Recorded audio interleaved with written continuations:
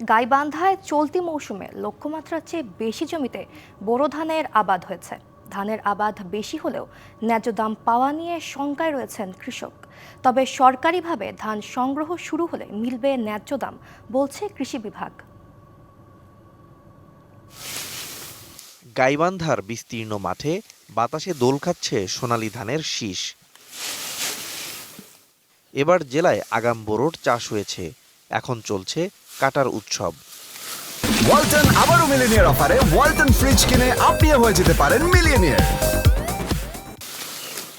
তবে সরকার নির্ধারিত মূল্যে ধান বিক্রি করতে না পারায় লোকসানের ভয়ে দুশ্চিন্তায় দিন কাটছে অনেক কৃষকের।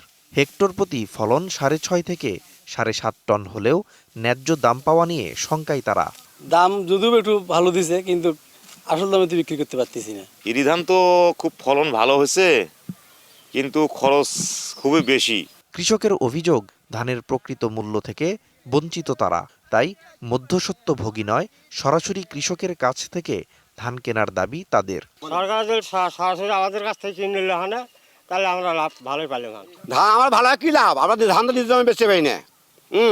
গুটন যায় যাই ধান ঘুরে আসি, ঘুরে দিয়ে পাই না, ধান বিক্রি করে পাই না। এখন ধান সংগ্রহ প্রাথমিক পর্যায়ে। সরকারিভাবে সংগ্রহ শুরু হলে ন্যায্য দাম পাবেন কৃষক, বলছে কৃষি বিভাগ।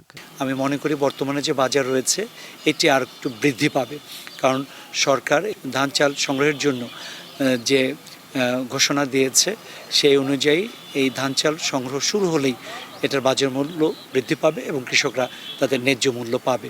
গাইবান্ধায় এবার 1,29,015 হেক্টর জমিতে বোরো চাষের লক্ষ্যমাত্রা ধরা হয়েছিল, তবে চাষ হয়েছে তার চেয়ে 5 হেক্টর বেশি জমিতে। DVC news desk.